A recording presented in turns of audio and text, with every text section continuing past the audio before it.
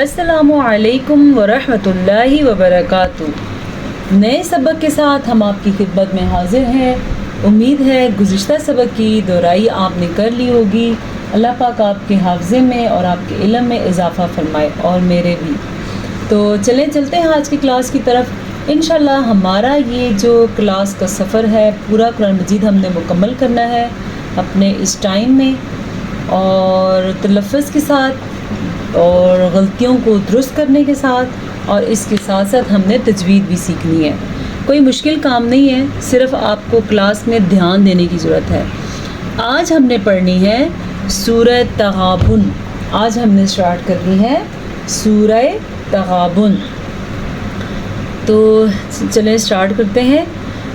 پارہ 28 سورہ تغابن، 28 مین 28۔ اعوذ باللہ من الشیطان الرجیم۔ سورۃ التغابن مدنیہ۔ بسم اللہ الرحمن الرحیم۔ یسبح للہ ما فی السماوات وما فی الارض، لہ الملک ولہ الحمد وہو علی کل شیء قدیر۔ هو الذی خلقکم فمنکم کافر ومنکم مؤمن، واللہ بما تعملون بصیر۔ خلق السماوات والارض بالحق وصورکم فاحسن صورکم وإلیہ المصیر۔ چلیں جی، میں نے آپ کے سامنے تقریباً 3 آیات کی تلاوت کی ہے، تو اب ہم دیکھتے ہیں کہ ہمارے پاس اس میں سیکھنے کے لیے کیا ہے۔ سب سے پہلے تو اعوذ باللہ من الشیطان الرجیم یعنی کہ تعوذ اور تسمیہ بھی آپ کو درست کرنے کی ضرورت ہے۔ اکثر لوگ اعوذ باللہ کو پڑھتے ہیں اعوذ باللہ، یا پڑھتے اعوذ باللہ، او نہیں ہے، اعو، ٹھیک ہے، اعوذ باللہ نہیں ہے، یہ اعوذ۔ اس کی غلطی سب سے پہلے ٹھیک کریں آپ، اعوذ باللہ، اللہ کا نام باریک، کیونکہ لفظ اللہ سے پہلے زیر ہے۔ باللہ من الشیطان الرجیم، اور پھر اس کے بعد بسم اللہ الرحمن الرحیم۔ بسم اللہ، اللہ کا نام، لفظ اللہ کو ہم نے اس لیے باریک پڑھا کہ اس سے پہلے زیر ہے۔ الرحمن، را پر حا کے تلفظ کا دھیان رکھنا ہے، اور اسی طرح رحیم میں بھی را پر اور حا کا آپ نے خاص خیال رکھنا ہے۔ یسبح للہ، یسبح، حا کو لمبا نہیں کرنا آپ نے، یعنی کہ آپ یسبح ایسے نہیں پڑھنا، یا حا کے تلفظ کو غلط نہیں پڑھنا، یعنی کہ یسبح اکثر لوگ پڑھتے ہیں یسبح۔ اگر آپ پڑھتے ہیں تو ابھی اس وقت ٹھیک کر لیں، آپ غلط پڑھ رہے ہیں۔ یہ تجوید کے علاوہ بھی آپ کی لفظی غلطی ہے۔ آپ سوچ رہے ہوں گے شاید تجوید جو ہے وہ قرآن کو خوبصورت پڑھنے کے لیے ہے۔ تجوید سیکھنی تو ضروری ہے، لیکن اپنا تلفظ درست کرنا انتہائی ضروری ہے۔ تو یسبح، حا کو لمبا نہیں کرنا۔ للہ، لفظ اللہ کو ہم باریک پڑھیں گے کیونکہ اس سے پہلے زیر ہے۔ ما فی السماوات وما فی الارض، ما الف مدہ، الف سے پہلے زبر ہے تو میم زبر الف، ما، فا زیر، سین فس، ما فس، سین زبر سا، ما فس سا۔ اب سین کی مقدار آپ دیکھ رہے ہیں کتنی ہے، سین زبر سا، لیکن میم کھڑی زبر ما، اسے ہم نے کھینچ کے پڑھا۔ واو کھڑی زبر وا، اسے ہم نے کھینچ کے پڑھا کیونکہ سماواتی دونوں کے اوپر کھڑی زبر ہے، جبکہ سین پہ زبر ہے اور تا کے نیچے زیر ہے، اس لیے ہم ان کو لمبا نہیں کر سکتے۔ ما فی السماوات وما فی الارض۔ اچھا، پھر سے الف مدہ ہے تو ہم اسے کھینچ کے پڑھیں گے، یعنی کہ واو زبر وا، میم زبر الف، ما وما۔ اب اگر آپ پڑھیں وا ما تو آپ نے میم اور واو کو تو برابر کر دیا، جبکہ واو کے اوپر تو صرف زبر ہے، ٹھیک ہے، وما، اتنی مقدار ہے اس کی۔ فی الارض، اگر وقف کریں گے جیم پہ وقف جائز، جیم کا مطلب ہے وقف جائز ہے. اگر ہم وقف کریں گے تو فعل ارض، اگر آپ نے وقف نہیں کرنا تو آپ پڑھ سکتے ہیں فعل ارض لہل، ٹھیک ہے. ملکو افکاف پیشکو لہل ملکو ولہ الحمد.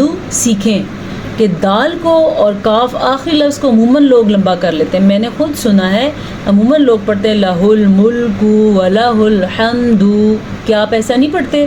اگر آپ نہیں پڑھتے تو آپ اچھا کر رہے ہیں. اگر آپ اس طرح پڑھتے ہیں تو کوئی بات نہیں ہے، اب آپ درست کر لیں. لہ الحمد وہو، ہا کے تلفظ کا دھیان رکھنا ہے. اب یہ تھا یسبح ح، اور یہ ہے وہو ہا.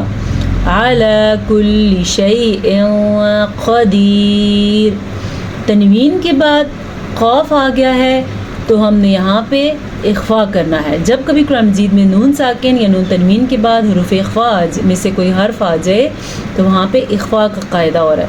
جیسا کہ یہاں پہ تنوین کے بعد قاف حروف اخفا میں سے آیا ہے.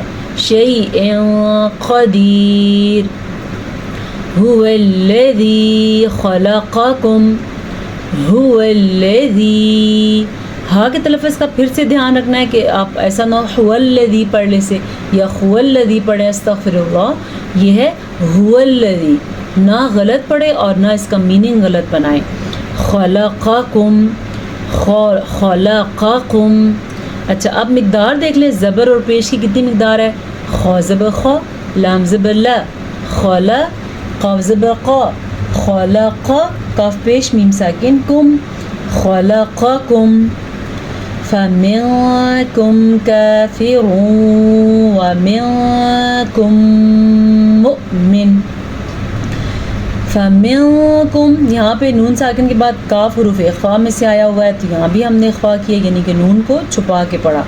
کافر ومنکم، یہاں پہ پہلا قاعدہ ادغام بالغنہ کا ہو رہا ہے اور پھر یہاں پہ اخفا ہو رہا ہے کیونکہ نون ساکن کے بعد کاف حروف اخفا میں سے آیا ہوا ہے. کافر ومنکم مؤمن. اچھا جی، واؤ کے اوپر حمزہ ہے اور حمزہ کے اوپر ساکن ہے تو واؤ صرف لکھنے میں آئے گا لیکن پڑھنے میں نہیں آئے گا، تو ہم اسے پڑھیں گے مؤمن. ٹھیک ہے، حمزہ ساکن کو ہم پڑھیں گے لیکن واؤ کو نہیں پڑھیں گے اور یہ جھٹکے کے ساتھ ہوگا.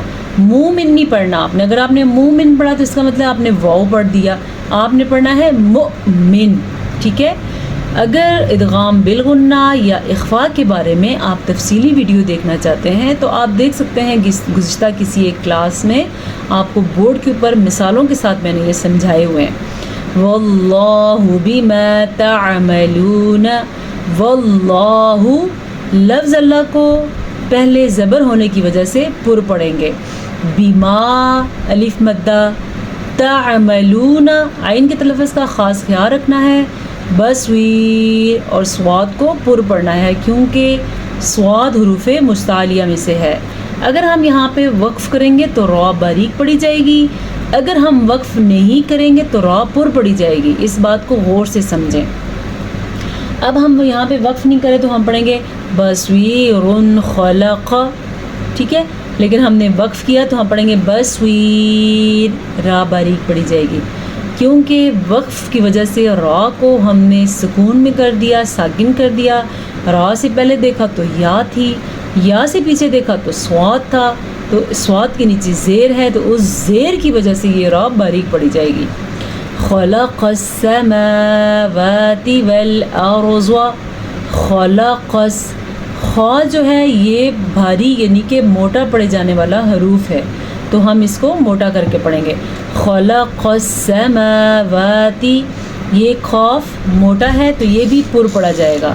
سماوات والارض، را کو ہم پر پڑھیں گے کیونکہ را ساکن سے پہلے زبر ہے اور زواد کو بھی ہم پر پڑھیں گے کیونکہ زواد حروف مستعلیہ میں سے ہے. اگر زواد کے نیچے زیر ہوتی تو بھی زواد پر پڑھا جاتا. بالحق، موٹا قاف. بالحق، قاف کو موٹا تو پڑھنا لیکن قاف کو لمبا نہیں کرنا. اگر کوئی پڑھے گا بالحق تو اس نے غلط پڑھا. بالحق وصورکم، سواد کو پر پڑھنا ہے اور را کو بھی پر پڑھنا ہے کیونکہ را کے اوپر زبر ہے.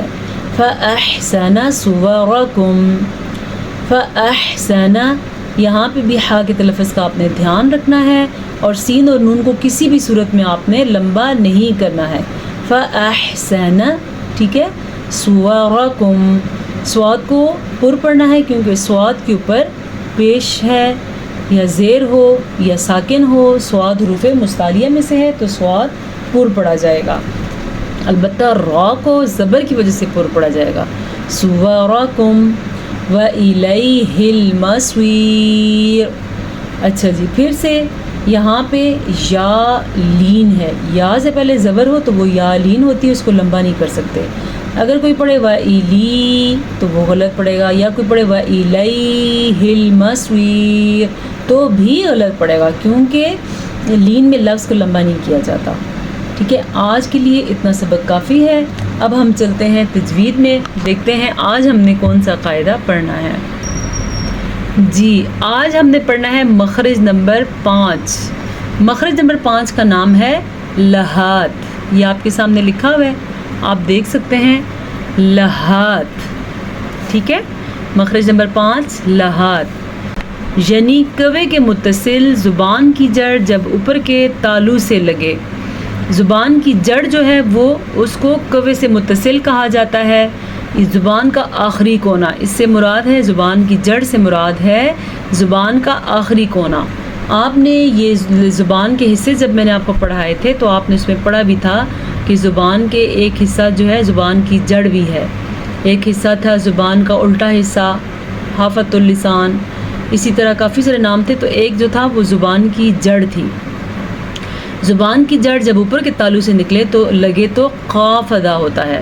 اب آپ اپنی زبان کو اوپر کے تالو سے لگائیں، آپ کو خود معلوم ہو جائے گا. تالو جو گلے میں ایک اوپر سے ایک چیز لٹک رہی ہوتی ہے اس کو تالو کہا جاتا ہے. زبان کی جڑ جب اس کے ساتھ ٹچ ہو جائے تو اسے خوف نکلتا ہے. جیسا کہ اب مثال سے آپ کو پتہ چلے گا آپ کی زبان کہاں لگ رہی ہے. زال پیش قاف ذق، ذق. اب دیکھیں آپ کا قاف سے کہاں پہ لگ رہا ہے، زبان کی جڑ کہاں پہ لگ رہی ہے، اوپر تالو کے ساتھ ٹچ ہو رہی ہے تو قاف لگ رہا ہے. آپ خود ادا کریں، آپ سے خود بخود پتہ چل جائے گا کہ کیسے ادا ہو رہا ہے. اور کیا ہے اس کی مثال، خلق. اور کیا ہے، الفلق، لق. اب دیکھ لیں آپ خود اس کو ساکن کر کے آپ کا وہاں سے ہی مخرج نکلے گا جس مخرج کے بارے میں ہم پڑھ رہے ہیں.